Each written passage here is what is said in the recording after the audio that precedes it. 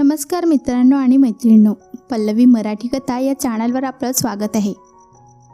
इस प्यार को क्या नाम दूं, भाग 44. मागील भागात. आधी प्रेम हे असंच असतं बाळा. काही बोलत नाही, काही कळू देत नाही, पण खूप काही शिकवून जातं, सांगून जातं, खूप काही देऊन जातं. ईशाचं प्रेम देखील तुला खूप काही शिकवून गेलं बाळा. त्याग, आपलेपणा, निरागसता, आणखीनही बरंच काही.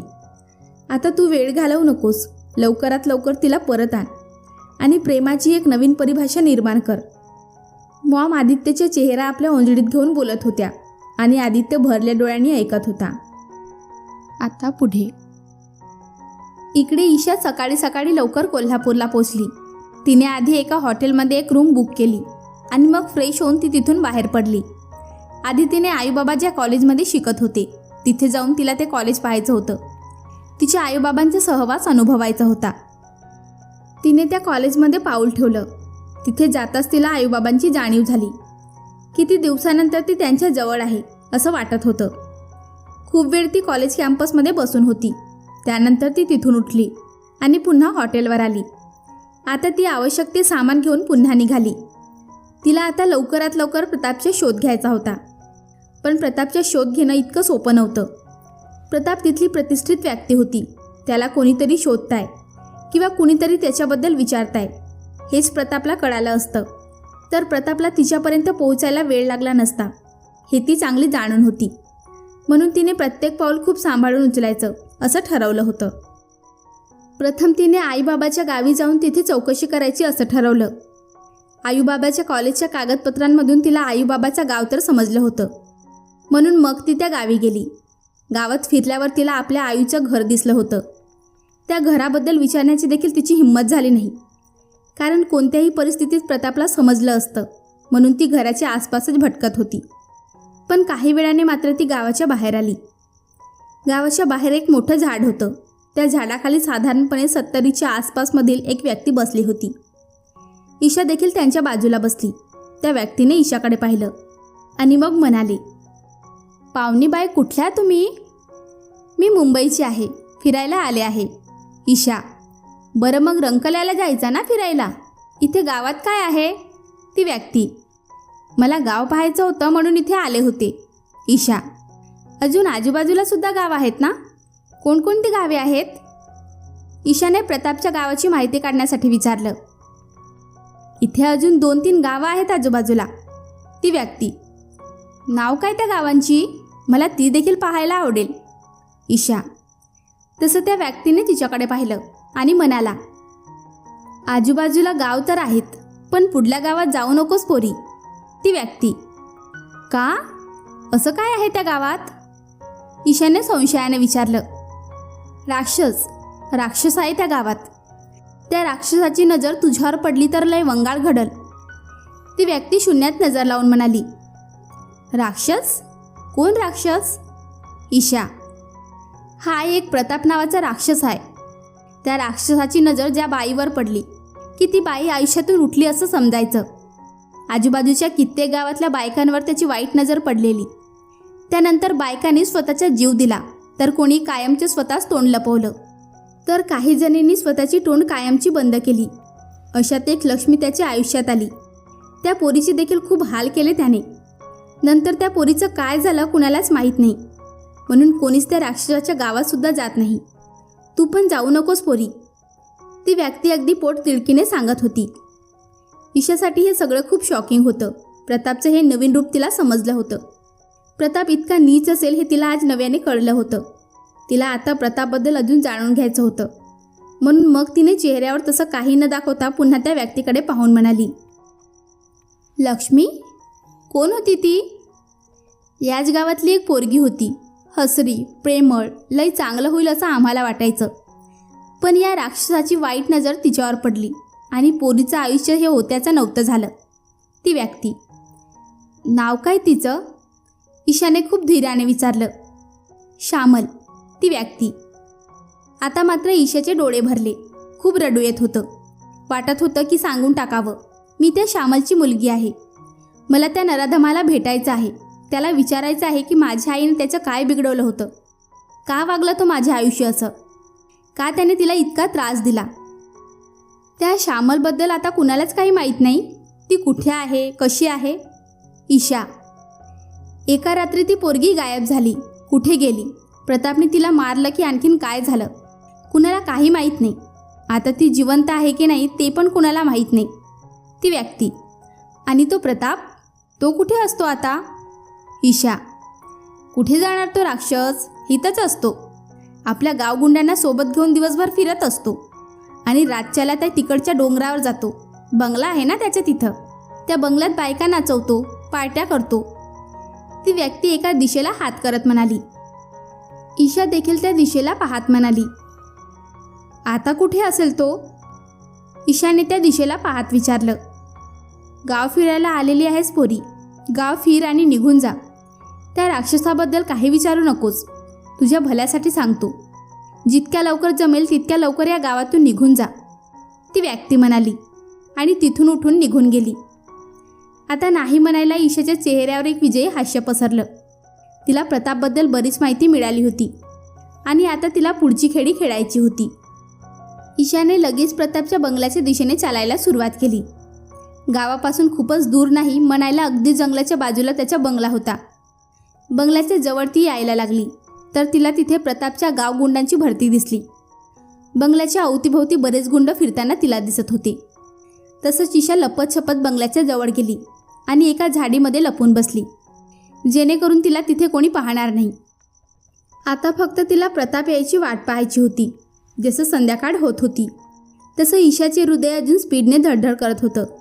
आजूबाजूला इतकी झाडं होती, हवेत छान गारवा होता, तरी ईशाला दरदरून घाम फुटला होता. साधी एक मुंगी जरी पायाखाली येऊन चिरडली गेली तरी दुःखी होणारी ईशा आता मात्र चक्क एका माणसाचा खून करायला निघाली होती. नाही म्हणायला त्या व्यक्तीने फक्त माणसाचा मुखवटा पांघरला होता. आतून तर एक राक्षसच होता. त्याच्या मरणाने तिला अजिबात दुःख होणार नव्हतं, उलट आनंदच होणार होता. पण तरीही कपासासारखे मऊ असणारे तिचे हृदय तिला हे करण्यासाठी परवानगी देत नव्हते. ते सतत तिला तिथून निघून जाण्यासाठी खुणावत होते, तर मेंदू मात्र तिला तिथे थांबवण्यास भाग पाडत होते. तिच्या मेंदू तिला सतत सांगत होता की ती ज्या व्यक्तीला संपवायला निघालेली आहे तो एक माणूस नसून राक्षस आहे आणि त्याला मारून ती एक प्रकारे या गावाला लागलेली वाळवी संपवणार होती. नकळतपणे का होईना तिच्या हातून एक पुण्य घडणार होते आणि तिच्या आईबाबाचा बदला देखील पूर्ण होणार होता. आता मात्र तिने आपल्या मेंदूचं ऐकायचं ठरवलं आणि ती तिथे झाडीत लपून बसली. काही वेळाने मात्र तिला एका गाडीचा आवाज आला. तसं तिने आपले कान टवकारले. गाडीतून एक व्यक्ती उतरली आणि मग तिने व्यवस्थित पाहिल्यावर ती व्यक्ती प्रतापाच होती. तसं ईशा देखील सावध झाली. तिने हळूच आवाज न करता आपल्या बॅगेतून गन काढली आणि लोड केली. पण आताही तिचे हात थरथर कापत होते. पण तिने पुन्हा स्वतःला शांत केले. एकदा मनातल्या मनात तो ॲक्सिडेंट आठवला ज्यात तिने आपलं सगळं काही गमावलं होतं. आपल्या आईबाबांना गमावले होते. आणि मग पुन्हा एकदा तिची पकड घट्ट झाली आणि मग ईशा सरळ उभी राहिली आणि तिने प्रतापच्या दिशेने गन धरली आणि सरळ एक गोळी फायर केली. पण आयुष्यात कधी गन देखील हातात धरलेली नव्हती. अशात तिने गन हातात घेऊन सरळ एक गोळी फायर केली होती. त्या आवाजाने ती स्वतः देखील घाबरली होती, इतकी की 2 पावले मागे सरकली. काही क्षण तिला स्वतःला सावरायला गेले आणि तिने पुन्हा एकदा समोर पाहिलं तर प्रतापची माणसं हातात गन घेऊन इकडे तिकडे बघत होती. प्रताप देखील कावराबावरा होऊन आजूबाजूला बघत होता. प्रतापची माणसं प्रतापच्या आजूबाजूला उभी होती प्रतापला वाचवण्यासाठी. आता मात्र ईशा अजूनच चिडली आणि मग तिने दुसऱ्यांदा गन लोड केली आणि दुसरा फायर केला. पण यावेळी देखील तिचा नेम चुकला आणि प्रताप वाचला. पण या सगळ्या धावपडीत प्रतापच्या माणसांची नजर तिच्यावर पडली. खुद प्रतापने देखील तिला पाहिलं आणि त्याने आपल्या माणसांना तिला पकडण्याचा इशारा केला. तसं ईशा देखील त्या रानावनात सैरावैरा पडू लागली. तिला स्वतःच्या जीवाची भीती नव्हती, पण तिला काही करून आता प्रतापच्या हाती लागायचे नव्हते. कारण की प्रतापच्या हाती लागली तर मृत्यू अटळ होता आणि तिला प्रतापच्या आधी मृत्यूला कवटाळायचे नव्हते. आधी तिला काही करून प्रतापला यमसदनी धाडायचे होते आणि मग स्वतःला मृत्यूला कवटाळायला लागले तरी तिला कसलीच तमा नव्हती. ईशा फक्त पडत होती आणि प्रतापची माणसं देखील तिच्या मागे धावत होती. इतक्यात तिच्या पायावर एक जोरदार फटका बसला. तशी ईशा धडपडली आणि जमिनीवर जोरात आपटली गेली. खूप कणवडली ईशा, पण पुन्हा शर्तीने उठण्याचा प्रयत्न करू लागली आणि ती उठली देखील, पण आता ती खूप थकली होती. धावण्याचा किंवा चालण्याचा प्रयत्नसुद्धा करू शकत नव्हती. पण तरीही ती पळण्याचा निरर्थक प्रयत्न करत होती. पण त्याआधीच प्रतापच्या माणसाने तिला पकडलं आणि तिला ओढत प्रतापसमोर आणू लागले. ईशा तेव्हाही त्यांच्या हातातून सुटण्याचा प्रयत्न करत होती, पण प्रतापच्या माणसांच्या हातून सुटणं इतकं सोपं नव्हतं. त्यांनी ओढत ओढत ईशाला प्रतापच्या समोर आणून उभं केलं. साहेब, या पोरीनेच तुमच्यावर गोळी झाडली. तसं प्रतापने तिच्याकडे पाहिलं आणि क्षणात ईशाला पाहून त्याच्या डोळ्यात खुनशी भाव उमटले. तू? प्रताप ईशाकडे पाहून मोठ्याने ओरडला. हो, मीच. ईशा देखील त्याच्याकडे पाहून खुनशीपणाने म्हणाली. तू जिवंत आहेस तर? प्रताप आता हलकेच हसत म्हणाला. हो, मी जिवंत आहे. त्या देवाने मला जिवंत ठेवलं तुझा जीव घेण्यासाठी. ईशा करारी शब्दात म्हणाली. बरं केलं त्या देवाने तुला जिवंत ठेवलं ते, पण तुला मला मारण्यासाठी नाही, तर मी तुझा जीव या माझ्या हाताने घ्यावा म्हणून. प्रताप, तू मला काय मारणार? तू मला मारण्याआधीच मीच तुला संपवेन. ईशा चवताळून म्हणाली आणि दुसऱ्या क्षणी तिने पूर्ण ताकद लावली आणि प्रतापच्या माणसाच्या तावडीतून सुटण्यासाठी धडपडू लागली. आणि एका क्षणी ती त्या माणसाच्या तावडीतून स्वतःची सुटका करून घेण्यासाठी यशस्वी झाली आणि ती धावत जाऊन प्रतापचा गळा दाबू लागली. प्रतापची माणसं देखील तिच्या जवळ येऊन तिला प्रतापपासून ओढत दूर करू लागले. पण एवढ्या सगळ्या माणसांना एकट्या ईशाला त्याच्यापासून दूर करणे शक्य होत नव्हतं. तेवढ्यात एका माणसाने त्याच्या जवळची गन घेऊन गनच्या मागच्या बाजूने ईशाच्या डोक्यात वार केला.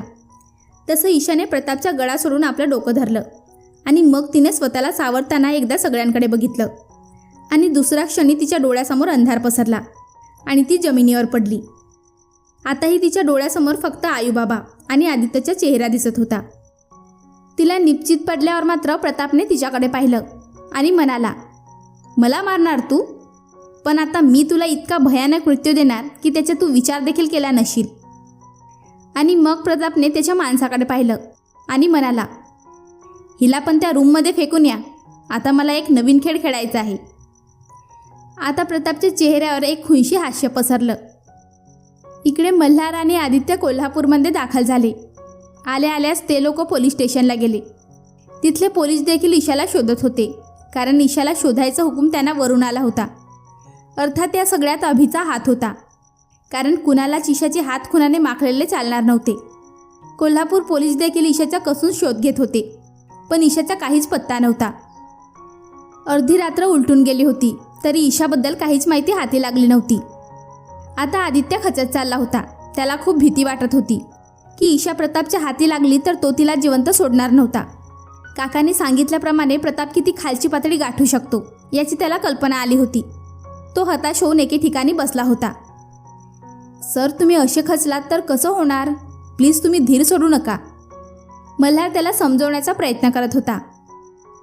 मी काय करू मल्हार? ईशाला गायब होऊन 24 तास झाले आहेत. अशात कशी शोधू तिला? कुठे असेल ती? काय करत असेल ती? व्यवस्थित असेल की नसेल? असे एक ना अनेक प्रश्न डोक्यात थैमान घालत आहेत. आणि ती जर प्रतापच्या हाती लागली तर तो माणूस तिला जिवंत सोडणार नाही याची खात्री आहे मला. मला काही करून माझ्या ईशाला माझ्या आयुष्यात परत आणायचं आहे, माझ्या दुनियेत. आदित्य आता लहान मुलासारखं हुंदके देऊन रडत रडत म्हणाला. सर, तुम्हीच अशी रडत बसलात तर कसं होणार? मल्हार, मग मी काय करू? कुठे असेल ती? कुठे शोधू तिला? आदित्य, सर, तुम्ही विसरला आहात का? जेवढं प्रेम तुमचं ईशावर आहे त्यापेक्षा जास्त प्रेम ईशा तुमच्यावर करते आणि तुम्हा दोघांच्या या प्रेमाची किंमत त्या वरच्यालाही आहे. म्हणून तुम्ही किती वेळा एकमेकांपासून वेगळे झालात, पण तरीही त्या देवाने तुम्हाला एकमेकांपासून वेगळं होऊ दिलं नाही. एवढ्या मोठ्या ॲक्सिडेंटमधून सुद्धा ईशा बचावली, ती फक्त आणि फक्त तुमच्या प्रेमासाठी. आता या संकटातून देखील ती नक्कीच मुक्त होईल आणि पुन्हा तुमच्या आयुष्यात येईल, पण आता पुन्हा जाण्यासाठी नाही तर कायमची. मल्हार. तेवढ्यात आदित्यचा फोन वाजला. आदित्यने पाहिलं तर अभिचा कॉल होता. तसा आदित्यने पटकन फोन उचलला. हां, बोल अभि. आदित्य, ईशाचा काही पत्ता लागला? अभि, नाही, अजून तरी तिच्याबद्दल काहीच माहिती मिळाली नाही. आदित्य, माझी काही माणसं कोल्हापूरमध्ये आहेत. त्यांना देखील मी ईशाचा शोध घेण्यासाठी सांगितलं आहे. ते देखील प्रयत्न करत आहेत. मी त्यांना तुझा नंबर पण दिलेला आहे. जसा ईशाचा काही पत्ता लागेल ते तुला कॉन्टॅक्ट करतील. आणि हो, तू या ज्या कोणा प्रतापबद्दल मला सांगितलंस तर प्रतापबद्दल मला त्या लोकांकडून काही माहिती मिळाली आहे. अभि, प्रतापबद्दल कसली माहिती? आदित्य.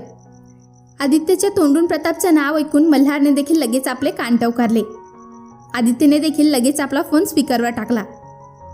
महापातळ यंत्री माणूस आहे हा प्रताप. कोल्हापूरमध्ये त्याची चांगलीच वट आहे.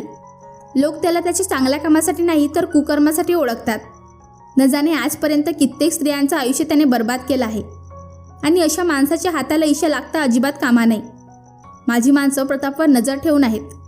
पण यापेक्षा जास्त प्रतापबद्दल काही माहिती मिळाली नाही. आणि मिळाली की ते मला कळवतील. मी तुला लगेचच सांगेन. फक्त तू लवकरात लवकर त्या प्रतापला गाठ. अभि.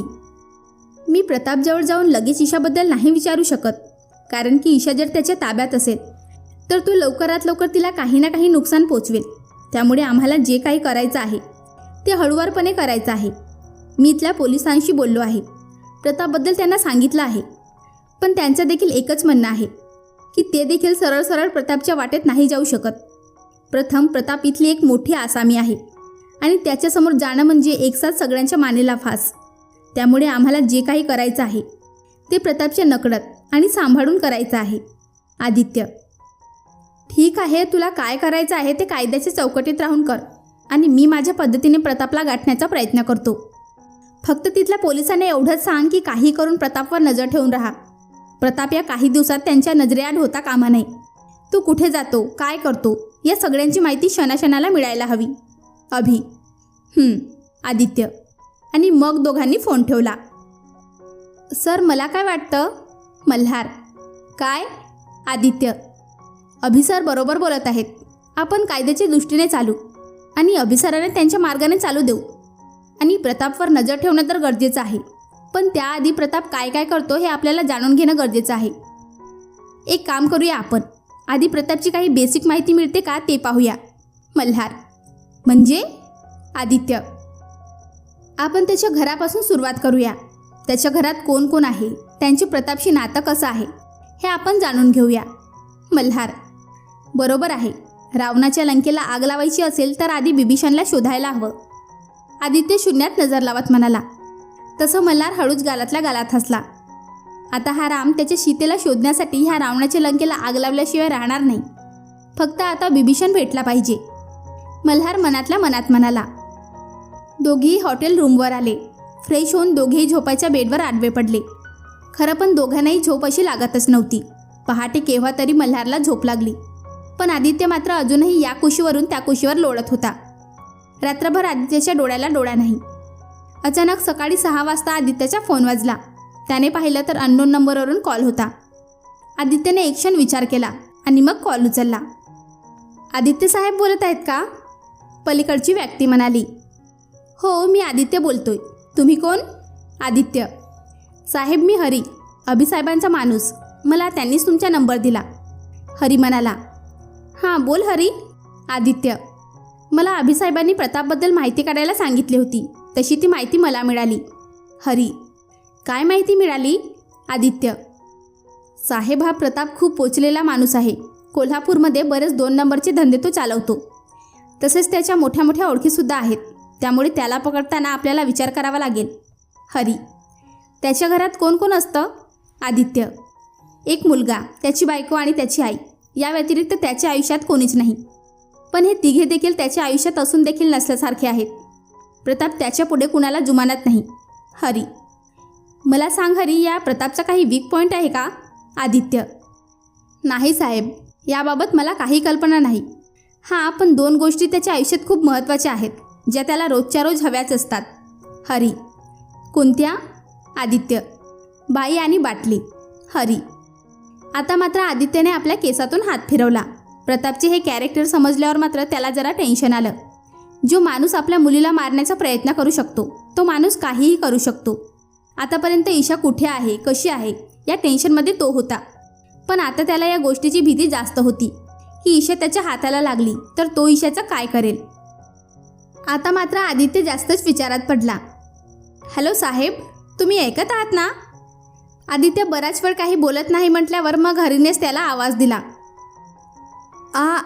हो, मी ऐकत आहे. आदित्य स्वतःला सावरत म्हणाला. साहेब, आणखीन एक. हरी. काय? आदित्य. गेले काही वर्ष तो कोणाला तरी शोधत आहे. कोणाला ते माहीत नाही. बातमी खरी आहे की नाही ते पण माहीत नाही. पण 1.5-2 महिन्यांपासून तो शांत आहे. आणि साहेब, इथे गावाच्या मागच्या बाजूला एक टेकडी आहे. तिथे प्रतापचा बंगला आहे. आधी तो तिथे जायचा आणि सध्या त्याच्या फेऱ्या वाढल्यात. हरी: म्हणजे नक्की काय म्हणायचं आहे तुला? आदित्य: तो तिथे 4 दिवसातून 8 दिवसातून एकदा जायचा, पण आता दिवसातून 2 फेऱ्या होतात तिथे त्याच्या. हरी: म्हणजे नक्की तिथे काहीतरी गडबड आहे. आदित्य: हो साहेब, 100%. हरी: हरी, मला तुझी मदत हवी आहे. आदित्य: बोला ना साहेब. हरी: तू त्याच्यावर लक्ष ठेव. मला त्याच्या पुढच्या प्रत्येक क्षणाची खबर हवी आहे. आदित्य: होऊन जाईल साहेब. हरी: ओके, तू लक्ष ठेव. आदित्य: ठीक आहे साहेब. मग हरी आणि आदित्यने फोन ठेवला. तसा आदित्य मल्हारजवळ आला. मल्हार, उठ. आदित्य: मल्हार देखील खडबडून जागा झाला. काय झालं सर? ईशा सापडली? कुठे सापडली? मल्हार उठता उठता म्हणाला. सापडली नाही, पण लवकरच सापडेल. आदित्य: म्हणजे? मल्हार: लवकरच आपल्याला बिभीषण भेटणार आणि मग रावणाच्या लंकेला आग लावायची आहे. आदित्य गुड हसत म्हणाला. पण त्याआधी आपल्याला हनुमान भेटायला हवा ना, तेव्हाच तर रामायण घडेल. मल्हार: तसा आदित्य हसला. हनुमान तर आपल्याकडेच आहे. आदित्य: कोण? मल्हार: सांगतो, आवर लवकर.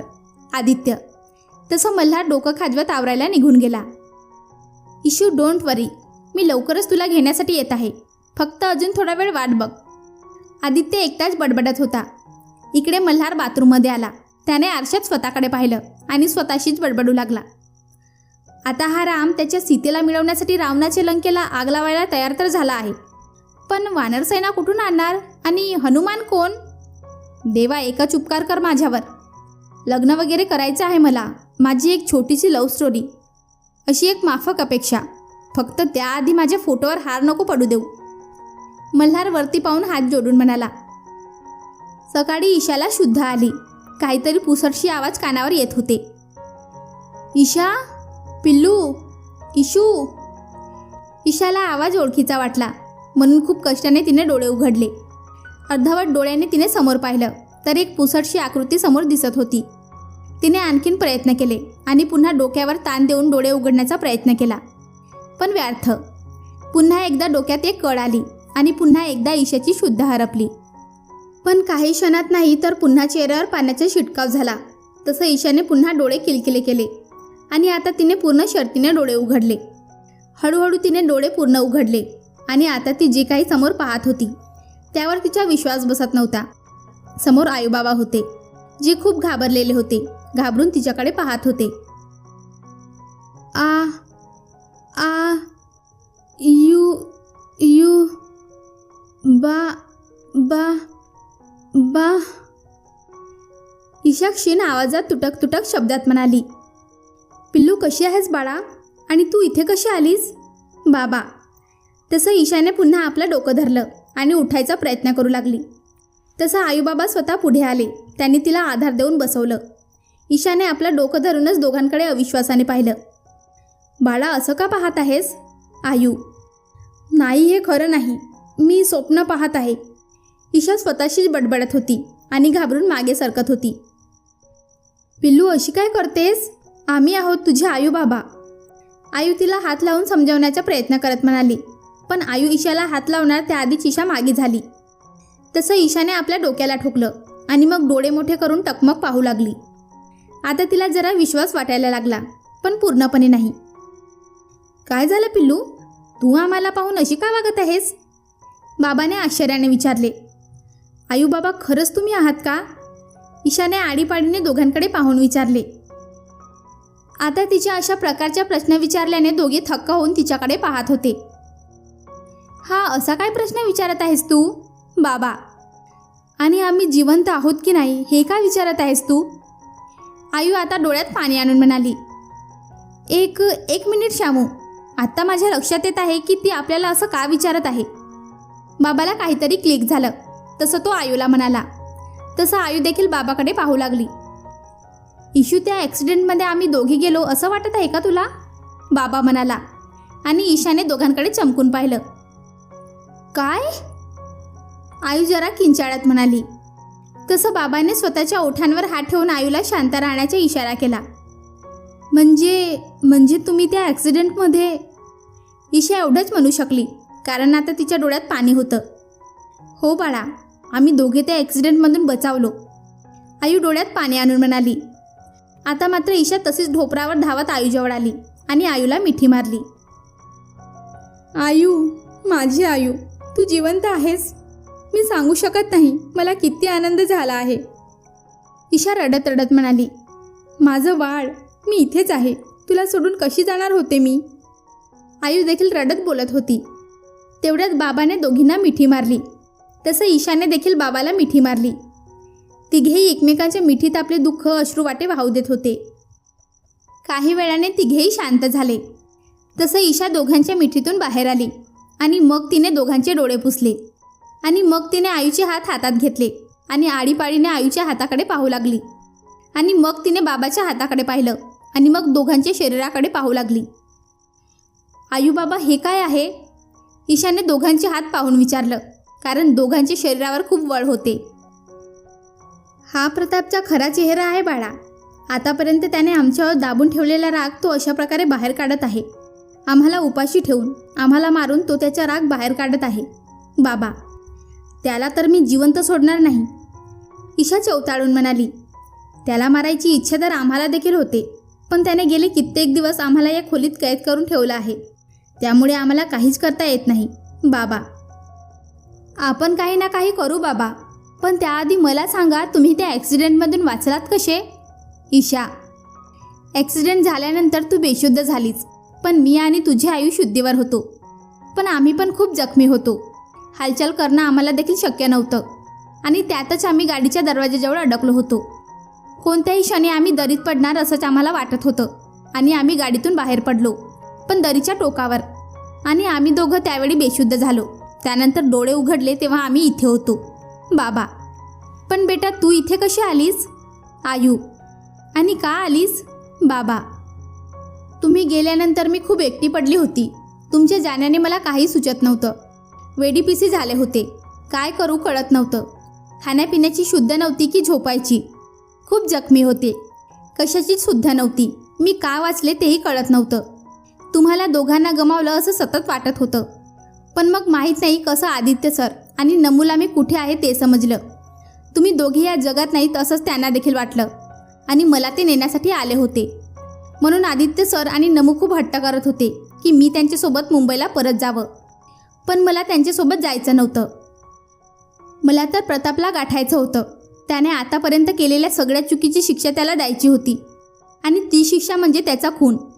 आणि मग मी कसं तरी करून आदित्य सर आणि नमूला कटवलं आणि इकडे निघून आले. ईशा, हे काय केलंस तू पिल्लू? सुखाने आयुष्य जगण्याच्या देवाने एक चान्स दिला होता, मग तू इथे येऊन स्वतःचा जीव धोक्यात का घातलास? तो प्रताप काय चीज आहे हे तुला नाही माहिती. बाबा थोडं चिडून म्हणाला. तुम्ही दोघं माझ्या आयुष्यात नसताना माझं आयुष्य सुखी कसं असेल? ईशा, पण पिल्लू इथे आल्यावर तू प्रतापच्या हाती लागलीस आणि आता तो काय करेल याची कल्पनासुद्धा आपल्याला करता येणार नाही.